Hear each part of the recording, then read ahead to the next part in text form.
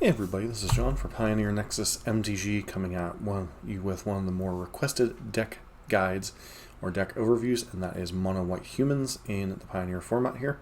As a friendly reminder, if you do like these informative deck overviews, please consider subscribing to the channel, giving us a thumbs up, leaving a constructive comment down below, and don't forget to check out our Patreon page where we are given written guides to some of our newer content.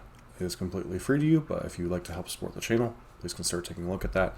And most of these decks will have a written version of them at some point, working more currently on the decks that I'm releasing now, and I'll hope to go back and do the backlog of ones that we've already done. So Mono White Humans is kind of the more popular and more powerful version of the Humans decks, while in formats like Modern, the Humans decks that were at the tail end of the format when they were a relevant thing in the format tend to be more around Collected Company or Ether Vial. In the Pioneer format, the most powerful card generally in the Humans deck is Brave the Elements, which is an instant that gives choose a color, white creatures you control gain protection from the chosen color until end of turn. Obviously this incentivizes you to play around mostly white creatures, if not all. And to that end, you're playing the most powerful of the white Humans creatures that are possible. You start in the early turns with things like Hopeful Initiate, which starts as a 1/2 but has a training mechanic that whenever it attacks with a creature with more power than it gains a +1/+1 counter. Dauntless Bodyguard is a Savannah Lions that happens to protect another creature whenever it comes into play. And then other versions you're going to see run Kithian, which can be a 1-mana Planeswalker if it happens to attack with 2 other creatures. And Soldier of the Pantheon, which has the random upside of being good against multicolored creatures and getting a little bit of life in that regard. The real power of the deck really starts at the 2-drops. Luminarch Aspirant, another standard all-star, recent note, starts putting +1/+1 counters on it during combat the turn it comes down. Thalia, Guardian Freeman, is another key card to the deck. It starts attacks opponents' non-creature spells, making it more difficult for your opponents to remove their creatures, throwing their curve off a little bit with their sweepers and such. Thalia's Lieutenant helps to pump up your other creatures that are in play, your other Humans creatures anyway, and then for each human that enters the battlefield after it gets +1/+1 counter itself. So this can be either something you play out on turn 2 and help to grow throughout the game, or something you play after you've emptied most of your hand to pump up the rest of your board. Resplendent Marshal is a different one in this version. There are several different 3-drops you can play. This is one of the more unique ones, hence why I chose this list. Whenever it enters the battlefield or dies, you may exile another target creature from the graveyard. Whenever you do, put a +1/+1 counter on each creature you control other than the Resplendent Marshal that shares a creature type with the exiled card. So basically you target a human in your graveyard and then all your creatures get +1/+1, much like Thalia. Adeline is probably the premier threat in the deck as far as outputting damage. It has power equal to the number of creatures you control, and then whenever you attack, for each opponent, create a 1/1 human token that's tapped and attacking that player or planeswalker that's attacking a player or planeswalker they control. Basically, this starts to make its own soldiers or own humans to pump itself up whenever you're attacking with your other creatures, and then even attacking on its own, it's going to get a pump from that. Finally, Brutal Cathar, we're finishing up on Adeline. It is a creature that can easily get to 7, 8, 9 power in this deck, unless your opponent must remove it, although it does have the downside of being legendary, much like Thalia. Then Brutal Cathar, this is kind of the removal spell of choice for the Humans decks. You know, as it comes into play, it exiles a creature, and then obviously it can flip over day-night, and then whenever it's a werewolf, and then can flip back, so, you know, controlling day-night can be very important in that regard. Got to be careful in matchups where removal spells are quite heavy. This card becomes a little less reliable unless you're exiling things like tokens. As far as the rest of the main deck, the land base is kind of notable because you are playing a monocolor mana base. You get to run a thing like Mutavault to help attack your opponent down. This is probably the most efficient and powerful of the creature lands. It's a 1-mana activation for a 2/2, and does have the plus side of, you know, being a human in addition to all its other types. You know, and then you can even play a Thalia's Lieutenant and pump this up with a +1/+1 counter. Shafet Dunes are a way to pump your team at sorcery speed, giving all your creatures +1/+1 by sacrificing a desert. Castle Ardenvale is a way to make some 1/1 human tokens.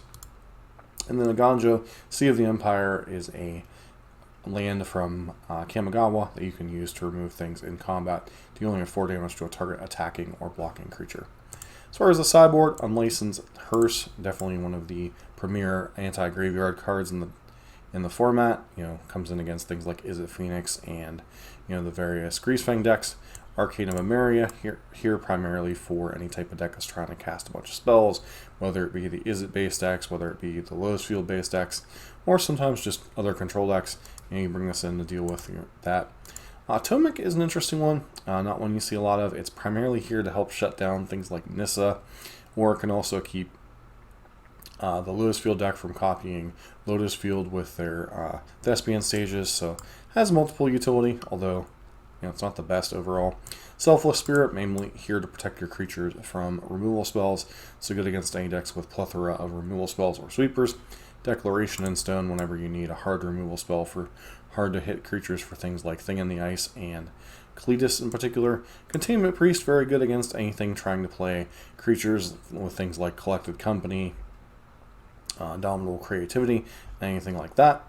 And then Portable Hole, just another general removal spell against anything with 2 or less mana permanents. So, coming against Mono Green or Rakdos in particular are the decks that I would consider bringing that in, as well as the Mirror Match.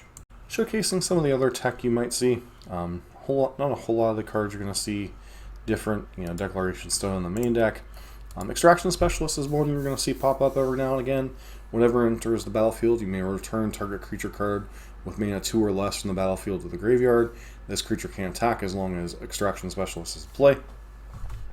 Usually you use this to bring in things like Dauntless Bodyguard, or Thalia's Lieutenant, or Thalia back from the graveyard, or even a Luminarch Aspirant. Anything you're going to get value off of whenever it comes back into play, even if it's not able to attack or block.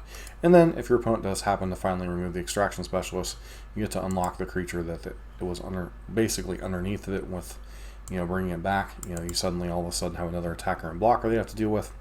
Sideboard, not really a whole lot different. You do have Sun Gold Specialist, which is a 3/2 human soldier.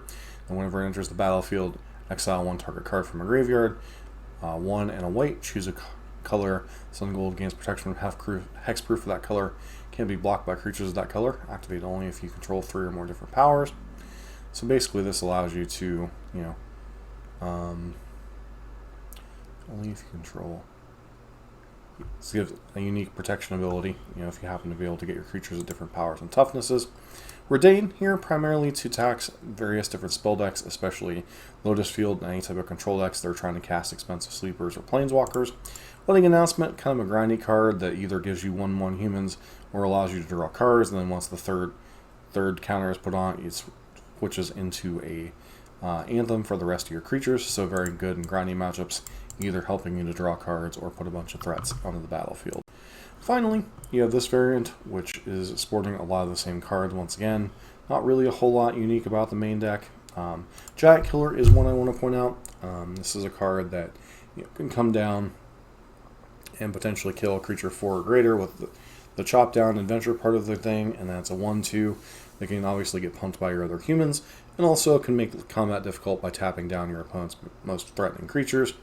Another creature that used to see play in this deck is Thraben Inspector, which is a 1/2 creature that would come down with a clue token. So, there are quite a few options in the 1-drop slots, as well as all the different things, although a lot of them have seemed to settle in to certain cards that we've already kind of covered. March of Otherworldly Light, again another removal spell you can see played in these decks. Helps to remove any enchantments, artifacts, or creatures. Skyclave Apparition, very similar to Brutal Cathar, and then it exiles anything 4 or less, not just creatures, but also planeswalkers and such. Also has the downside of Brutal Cathar that whenever it dies, the opponent gets something back.